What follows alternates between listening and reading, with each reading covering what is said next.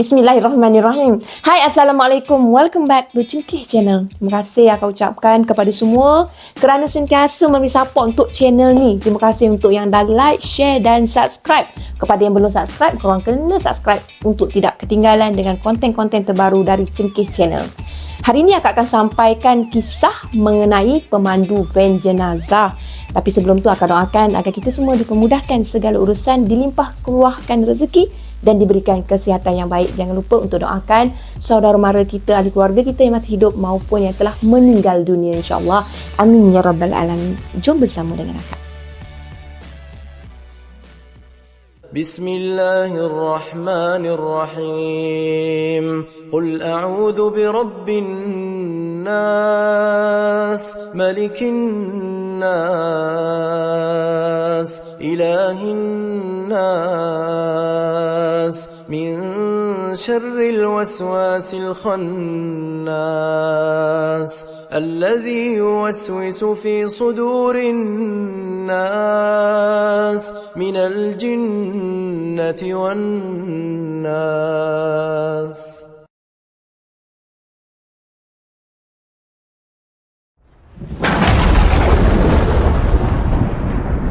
Sementara nak menunggu rumah mama dan juga rumah saya terjaga apabila mendengar suara. Tidak pula takut dia berani melintasinya, malah melepasi kawasan perkuburan. mata yang tadinya lali kan aku macam nak pukul 12.30 malam kan.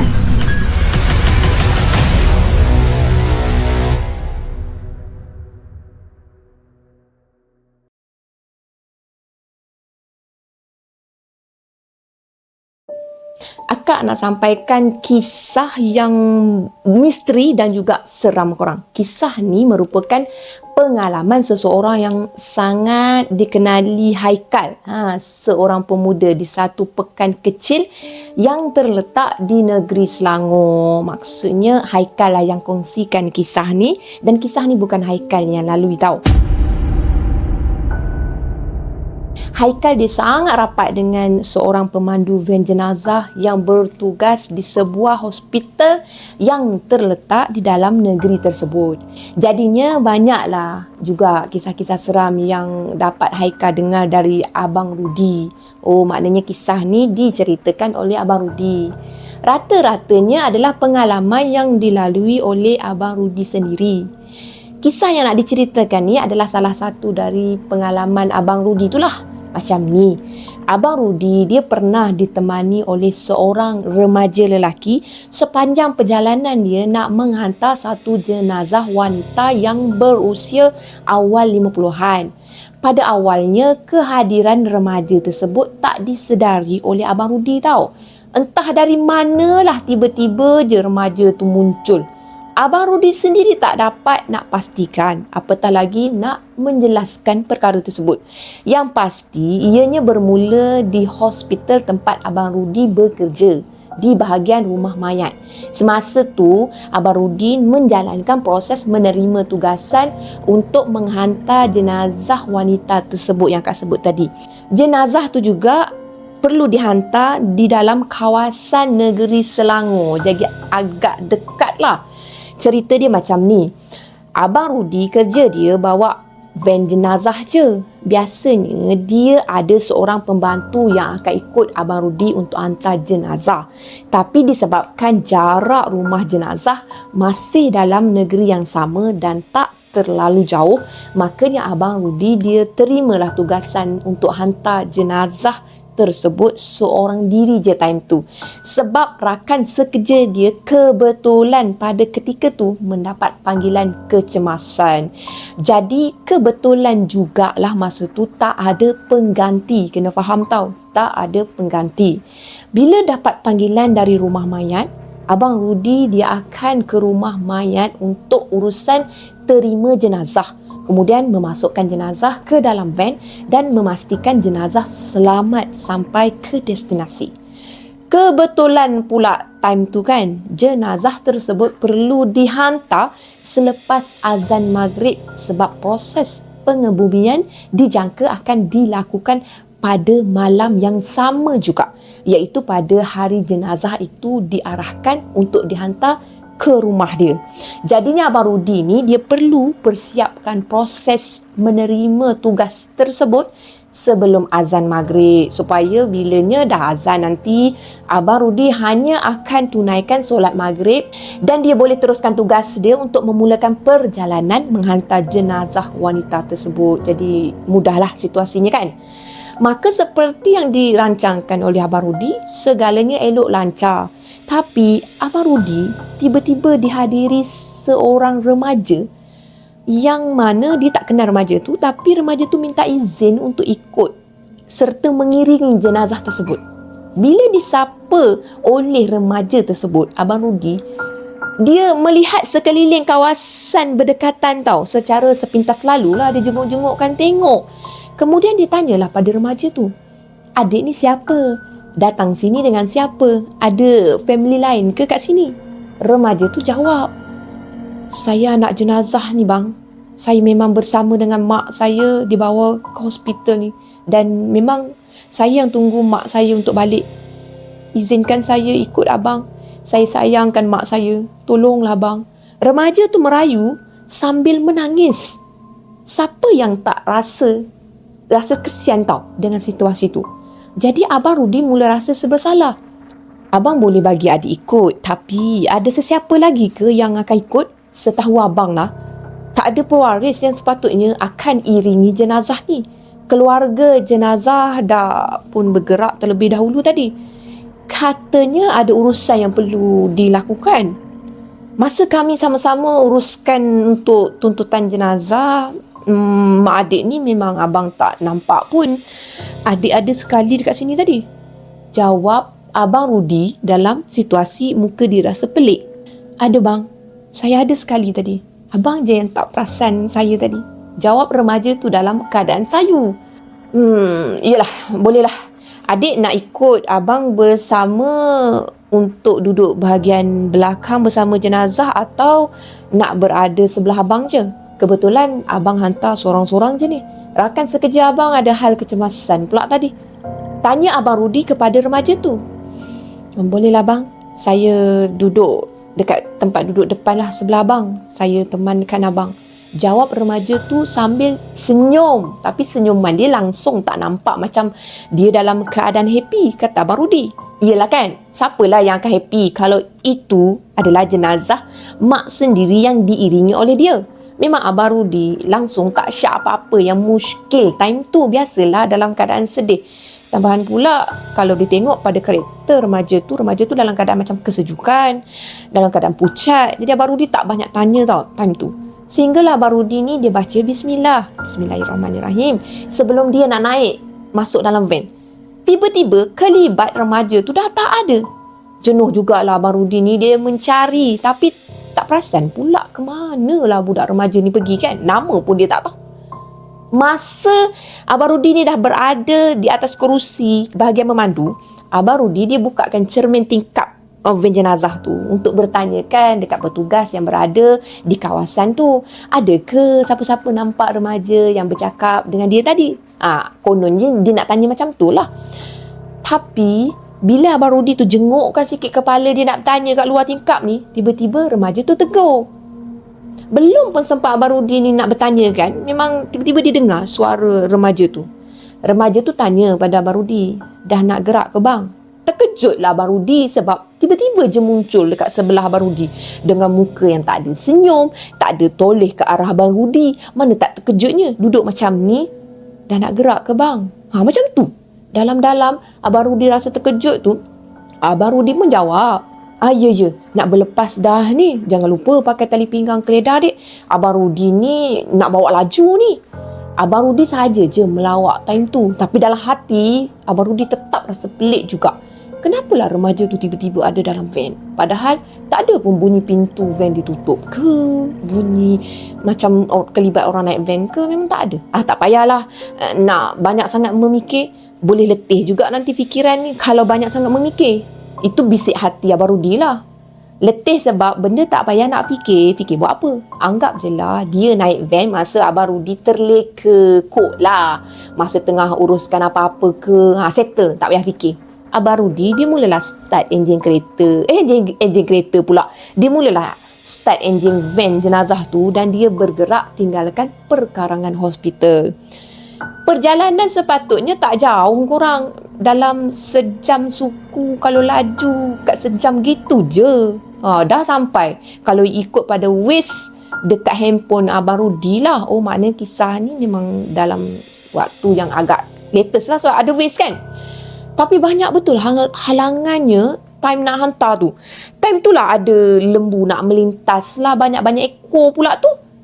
Bukannya kawasan yang Abang Rudi lalu tu kawasan kampung ke, lalu kawasan pekan ke, tapi tak tahulah siapa pula yang bela lembu banyak-banyak kat situ. Tak apalah, maybe adalah tu kandang lembu berdekatan yang Abang Rudi tak perasan. Tak apalah, kisah lembu tu je pun. Apa nak dihairan sangat.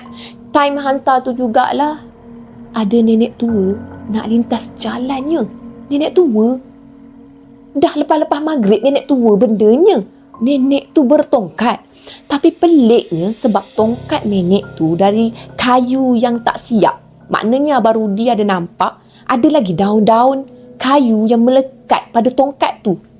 Maknanya dia memang patahkan kayu ke apa dari hutan, lepas tu dia berjadikan tongkat. Tak apalah, nenek melintas, apa nak ditakutkan? Melintas dekat kawasan tak ada perumahan, okey lah kan? Ajak. Melintas dekat kawasan tak ada perumahan. Nenek tu datang dari mana pula? Biar betul. Rupanya sekeliling kawasan tu adalah kawasan hutan yang ditumbuhi dengan pokok-pokok hutan yang tumbuh melia. Siapa nenek tu? Mana datangnya? Yang pasti bukan pokok kelapa sawit ataupun pokok getah. Kalau pokok getah kelapa sawit adalah kan pondok-pondok ke kat dalam tu. Tapi hutan tak apalah, tak payah fikir. Abang Rudi dia tetap teruskan pemanduan dia di tahap yang selamat. Dia masih boleh kontrol pemanduan dia sebab dia tak rasa apa-apa pun yang menyeramkan. Sementara tu remaja tu hanya terdiam dengan muka sugul, tak senyum sikit pun dekat sebelah dia. Tengah-tengah memandu tu, Abang Rudi tiba-tiba ditegur oleh remaja tersebut. Hati-hati bang, ada lubang kat depan. Jangan sampai aksiden macam kami. Bahaya bang, boleh mati kalau terlanggar. Abang Rudi pun perlahankanlah van jenazah seperti yang dinasihatkan remaja tu. Remaja tu minta supaya hati-hati kan. Tapi peliklah, Abang Rudi tak nampak apa-apa pun dekat depan dia, termasuk lubang yang dimaksudkan kat situ.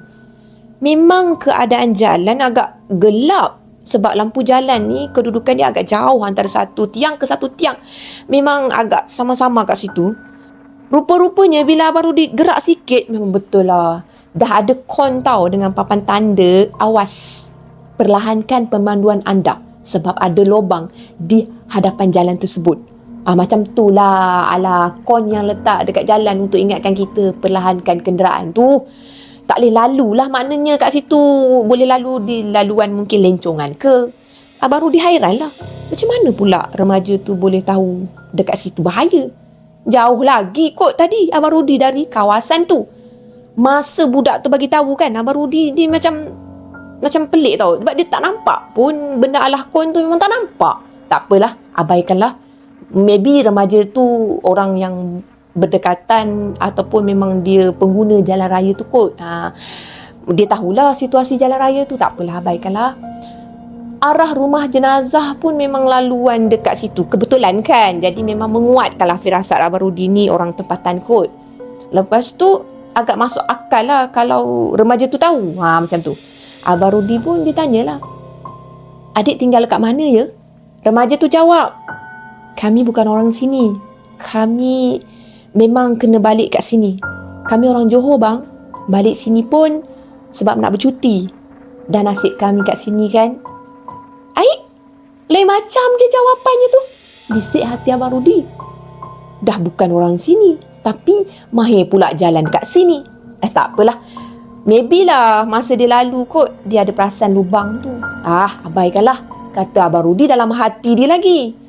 Abang Rudi dia teruskan juga perjalanan sampailah ke satu simpang nak masuk ke kawasan rumah untuk hantar jenazah tu. Masa tu lah Abang Rudi dia disapa lagi oleh remaja tu. Itulah rumah atuk saya bang. Depan tu sikit je lagi rumah atuk saya. Kat situlah last saya dengan mak saya jumpa atuk kemarin. Kami berbual panjang dekat beranda rumah atuk tu. Kata remaja tu sambil tersenyum. Senyum pun, kata Abang Rudi. Nanti dah sampai, tolong abang angkatkan arwah mak adik ya. Boleh ke? Tak janjilah bang. Terima kasih ya tumpangkan saya untuk iringi mak saya ya. Tak ada hal lah. Dah tugas abang sama-sama. Kasih dia oi. Dah sampai pun kita ya, kata Abang Rudi sambil-sambil bersembang tadi kan. Abang Rudi, dia pun ajaklah remaja tu turun. Tapi remaja tu tetap juga duduk kat kursi penumpang. Diam je kat situ. Mata remaja tu memerhati je, sayu ke arah rumah tu. Mana tak sayu, mak dah meninggal kan. Jadi bila dia tengok, lama tau dia renung. Sementara Abang Rudi ni tengok kan remaja tu, tak nak turun ke? Jomlah, macam tu.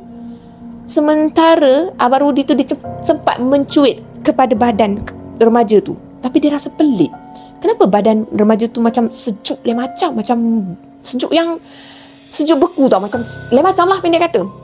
Dia tak boleh nak paksa kan remaja tu turun. Jadi Abang Rudi dia turun dulu. Dia pergilah ke rumah arwah ni. Dia bagi salam, Assalamualaikum. Lepas tu Abang Rudi dia bagi tahulah tuan rumah bahawa anak arwah ada sekali iring jenazah. Mereka yang ada kat rumah tu semua kehairanan tau. Anak arwah yang mana satu? Tanya salah seorang dari penghuni rumah tu.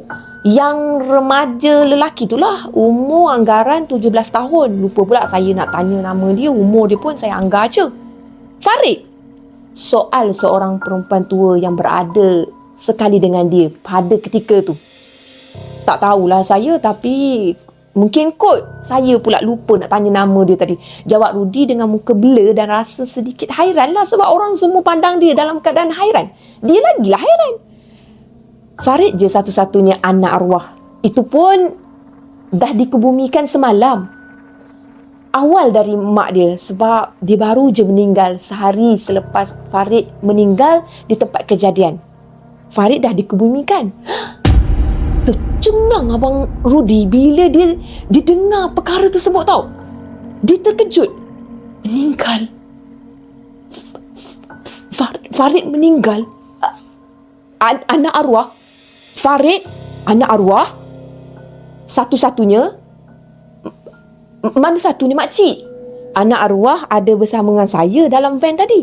Jap, saya tengok kejap. Cepat-cepatlah Abang Rudi ni dia pergi dapatkan remaja tu di bahagian penumpang tadi. Tapi remaja tu dah tak ada tau dalam van tu. Yang pastinya mata Abang Rudi tak teralih ke arah lain pun masa mereka berbual di depan rumah. Maknanya pintu bahagian penumpang tak dibuka time tu. Dan tak ada penumpang pun yang turun dari pintu penumpang. Terduduk Abang Rudi bila dia tahu bahawa remaja tu dah meninggal semalam sebelum mak dia meninggal. Abang Rudi ditanya mereka, kemalangan ke makcik? Terlintas tau dalam fikiran dia nak tanya kemalangan ke? Dia pun tak tahu kenapa dia tanya macam tu. Makcik tua tadi jawab, ya, dekat jalan yang berlobang dekat kawasan sekian. Dia cakap kan. Ya Allah, itulah kawasan yang remaja tu minta Abang Rudi hati-hati tadi. Ingat tak? Korang perasan tak? Remaja tu meninggal di tempat kejadian sebab itulah dia ada sebut pasal boleh mati tadi. Perasan tak? Makin bercelarulah fikiran Abang Rudi time tu. Barulah masa tu macam-macam perkara bermain di fikiran dia. Yang mana sebelum tu dia cakap kan, abaikanlah, maybe kan. Sekali, dia tak boleh nak abaikan pada kali ini dengan apa yang dah berlaku dan apa yang dia lalui. Dia betul-betul rasa lemah sangat untuk memandu balik dari rumah arwah. Abang Rudi dia minta izin tuan rumah, dia nak tumpang berehat sekejap je. Rasa terkejut Abang Rudi ni masih belum boleh diredakan tau. Dia istighfar berulang kali. Astaghfirullahalazim. Melihatkan keresahan di raut wajah Abang Rudi, maka tuan rumah diajaklah Abang Rudi ni bermalam je dulu dekat rumah tersebut. Tapi Abang Rudi terpaksa tolak sebab Abang Rudi tak nak menyusahkan keluarga arwah. Lagipun Abang Rudi ada tugasan lain yang perlu diselesaikan. Tuan rumah of course lah banyak urusan yang tak dilakukan. Maklumlah jenazah baru sahaja dihantar dekat rumah tu kan. Bila Abang Rudi dah beransur okey, dia minta diri untuk balik. Tapi agak lamalah dia berada di rumah arwah tu. Sempat jugalah dia untuk tumpang solat dan dia bacakan Yasin untuk arwah. Pada dia, kejadian tu betul-betul mengingatkan dia pada si mati. Ialah berfikir, siapa yang berada di sebelah dia? Mungkin ke arwah ataupun syaitan, iblis. Dia sendiri tak tahu, bukan waswas, dia tak tahu. Lepas tu Abang Rudi betul-betul dia rasakan mati itu pasti. Itu giliran mereka. Tapi giliran kita macam mana pula? Harap-harap kita semua, Abang Rudi harapkan kita semua tergolong dalam insan yang terpilih untuk mati dalam husnul khatimah. Abang Rudi akhirnya dia meratapi kematian remaja yang dikenal untuk tempoh yang singkat tu. Masa dalam perjalanan dia balik, air mata Abang Rudi tiba-tiba je laju tau bercucuran. Lepas tu Abang Rudi sempat doakan semoga roh mereka tenang dekat sana. Wajah remaja tu, Abang Rudi memang ingat wajah yang sangat baik, terselah kepribadian baik dia tu bila ahli keluarga arwah menceritakan perihal kebaikan arwah. Terima kasih Dik, ingatkan Abang Rudi untuk hati-hati tadi. Walaupun Abang Rudi tak pasti siapa atau apa kamu, tapi kisah mengenai kamu yang diceritakan kepada abang sangat baik, sangat sempurna. Kamu anak yang sangat baik.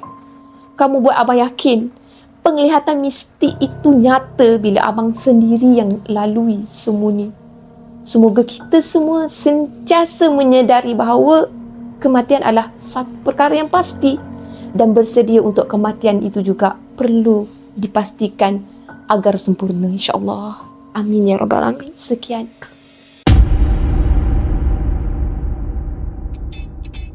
Sekian saja untuk perkongsian pada kali ini. Nampaknya akak banyak menerima kisah yang macam ni. Alhamdulillah. Terima kasih kepada yang berkongsi cerita. Apa yang baik sama-sama kita ambil jadikan sebagai toladan. Apa yang buruk sama-sama kita ambil jadikan sebagai sempadan. Terima kasih kepada korang semua kerana stay mendengar dari awal sampai akhir. Jangan lupa untuk like, share dan subscribe. Terima kasih. Bye. Assalamualaikum.